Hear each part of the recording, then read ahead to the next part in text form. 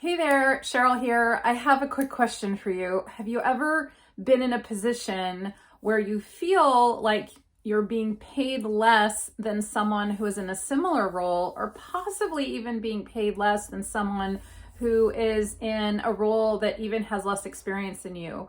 Now, if so, we're going to address this head on. It might be, some of these tools might even be a little bit uncomfortable. They might be things that you've never heard of, but I want to make sure that you know the 4 things to avoid when asking for what you are worth. And we're also going to share some solutions as well. Now, here's the thing. The good news is that if you're like, yes, this has happened to me, I'm so frustrated, you're absolutely not alone. That's the good news. The bad news is that it's not good for business. It's not fair. And, we really need to start taking even more personal responsibility for ourselves and speaking up a little bit more, even though these conversations can be emotional, a little frustrating, and maybe not fun. And you might even feel like you shouldn't have to have these conversations. But until that time comes, I want to share some things with you that can help you get what you want and deserve, okay? As well as some things to avoid. Now, if you are very excited about this topic or see how important this topic is, I also want to make you aware of an interview that I am doing with Gabrielle Schuster, former corporate VP of one commercial partner for Microsoft, and that's going to be on March 23rd at 2:30 p.m. Pacific. If you're not connected with me on LinkedIn, make sure to go do that, and you can tune in live on my channel. You can bring questions and to ask for her, because she's really an advocate in this area, and she's going to be sharing a lot of wisdom and golden nuggets around this. If you're watching this after, then you can go to my website at www.sherylkline.com and just look at blogs, and it'll be posted as a blog as well. So getting back to the 4 things that you should avoid for asking what you want and deserve. The first one is avoid lack of preparation. A lot of times these are emotional kind of knee-jerk reactions to talk to a manager, to talk to someone, and we're not really as prepared as we could be. So lack of preparation is the first thing to avoid. Now, if you want to avoid this, a couple things to think through. You want to think and get very clear on what you want. What is it exactly that you're asking for? Get very clear on that. It might not just be money. It might have to do with money. It might have to do with a lot of different things. So you want to think through, what exactly am I asking for, and make sure you're clear on that, because if you're not clear, it's going to be really difficult for your boss to be clear. You also want to think through, how do I want to feel in this meeting, and how do I want to feel after this meeting, and how do I want it to turn out?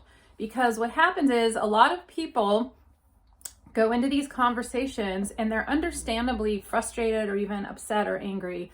And the problem with that is that it's not going to lend itself to what you want and deserve and to what you're trying to get accomplished. So it's very important to get in a very optimistic mindset going in.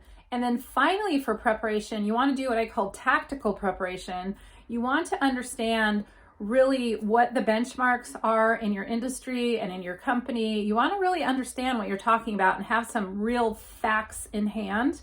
And also you want to, this is really, really important, you want to be sure to also have some tangible facts, data, what have you, that support you and that support your efforts and what you've done, and also the progress that you've made and your contribution when you're asking for what you're worth. So make sure to be very well prepared and avoid going into these avoid going into these conversations if you are not prepared. If you are not prepared and you have one coming up, it's better to postpone it than try and wing it. Okay? And then the second thing is lack of emotional agility. A lot of times these conversations, emotions can run very high, and a lot of times people don't understand how world-class performers prepare for their Olympics. And if you're going to go in and try and negotiate what you are worth and a raise or what have you, you want to make sure that you are highly emotionally agile, because if you're not, then you can come across angry, frustrated, disappointment, or just an all-around negative tone. And while that is totally understandable, especially if you feel like you've been wronged, it's not going to get you what you want and deserve. I want you to consider Chris Voss, who is a professional negotiator, works for the FBI, or he used to. And he really explains that our words are really only 7% of what's being communicated. The rest is really our tone and our gestures. So you want to make sure that you're highly optimistic and emotionally agile so you can remain very calm and compassionate and during these conversations.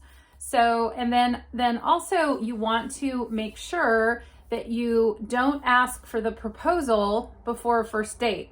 You might be wondering, what does that have to do with what we're talking about here? What it has to do with it is this is all about acknowledging and validating others.